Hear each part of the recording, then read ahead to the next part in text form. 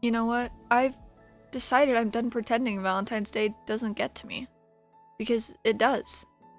Every year. And I think the pretending is worse than just admitting it. Like, every February, we all collectively agree to play this game where we're meant to be above it.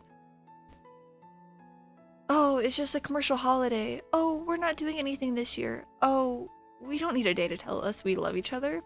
And then somehow, magically, it still manages to crawl under your skin. Because even when you tell yourself you don't care, you're still swimming in it. You can't open your phone without being hit by red and pink and hearts. You can't just walk past a shop without being reminded that love is apparently something you buy, wrapped in cellophane with a price tag attached. And suddenly, it's not just a day, it's a performance. Who did it best? Who spent the most? Who looks the most loved? Biggest bunch of flowers delivered to the office, public enough that everyone can see. Because, God forbid, love happens quietly. Cards posted on social media, captions carefully written, proof provided. Look at me. Look how wanted I am. Look at how well I'm being loved. And if you're not part of that, if you're single, or broke, or just not in a relationship that performs well for an audience, then it's like the day is pointing at you and going, see, this is what you're missing. This is what you should have by now. Which is such bullshit. Honestly, fuck Valentine's Day. Because somewhere along the line, it stopped being about affection, or connection, or even romance, and became about competition. About, doing love properly. About doing it visibly. About doing it expensively. Like there's a right way to be loved. And if you're not hitting the marks, then you're failing. And that gets inside your head. Especially if money is tight. Because suddenly, love looks like something you can't afford. You can love someone deeply, care for them, show up for them every single day, but if you can't drop a stupid amount of money on red roses and overpriced set menus, it feels like you're doing it wrong. Or worse, if you are in a relationship but your partner just doesn't do Valentine's, maybe they're not thoughtful, maybe they're distracted, maybe they're emotionally lazy, maybe they just don't get it. And instead of being just another Tuesday, it becomes a spotlight, another reminder of the ways you're not being met.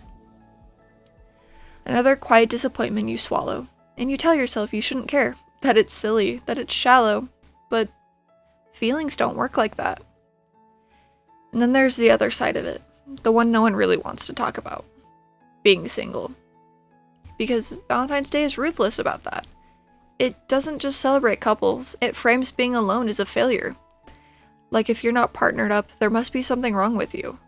Like your worth is directly tied to whether someone has chosen you romantically, which is such a deeply cruel idea. But it's everywhere. In the jokes, in the adverts, in the treat yourself nonsense that still feels like a consolation prize. As if the absence of a relationship needs to be softened with chocolate. And if you've been single for a while, if you're already carrying that quiet worry of, am I unlovable? Am I too much? Am I not enough? Valentine's Day just pokes at it. Hard. It tells you the things you don't have. This is the thing everyone else has figured out. This is why you should feel small. And I hate that. I hate that we let a single day convince people they're worthless. Because here's the thing, and this is the bit I really need you to hear.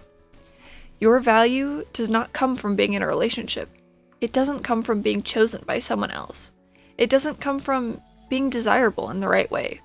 It doesn't come from being publicly adored. You don't become more real or more valid or more important just because someone calls you their partner. You were already all of those things before anyone else entered the picture. And the idea that romance is the highest form of human connection is such a lie. Because look around. Friendships matter. Family matters. Community matters. Showing up for people, laughing with them, holding them when things fall apart. Making memories that don't look good on Instagram but feel good in your chest. That matters. Going for a walk and actually noticing the world. Trees doing their thing. The sky being ridiculous. The fact that your body is carrying you through another day. That matters. being kind, being curious, being someone that tries, that matters. And none of that disappears just because you're not in love, or not in love right now. I think we've narrowed life down too much. Like there's this one golden path we're all meant to be on. Couple up, buy things, perform happiness, tick the boxes. And if you fall off that path, if you're slower or sideways or doing something entirely different, you start to feel like you're behind. But behind what? According to who? There is no scoreboard, despite what Valentine's Day desperately wants you to believe. And I know it's easy to say this, and harder to feel it. I know there are nights where being single feels heavy, where you want someone. Not because you need them to complete you, but because you're human, and humans want closeness. And that's okay. Wanting intimacy doesn't make you weak. Wanting love doesn't make you desperate. But not having it right now does not make you broken. It just means you're living a different chapter, and chapters change. That's the bit Valentine's Day never tells you. It acts like this is the final verdict. Like if you don't have it now, you never will, which is nonsense. Life is long and weird and full of unexpected turns.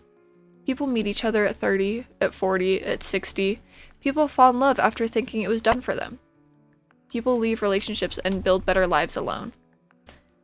People find joy in places they never expected. And none of that is visible in a shop window full of heart-shaped balloons. So, yeah, fuck Valentine's Day. Not because love is bad, but because reducing love to a purchase and self-worth to relationship status is damaging. Because it takes something tender and turns it into a measuring stick. And I don't want us measuring ourselves like that anymore. I want us to widen the frame again, to remember that being alive is already a big deal. That waking up, getting through the day, finding small moments of joy is not nothing. That being a good friend, someone people can rely on, being someone who laughs loudly or listens well or cares deeply, those things count. Even if there isn't a card for them, even if no one is delivering flowers to mark them.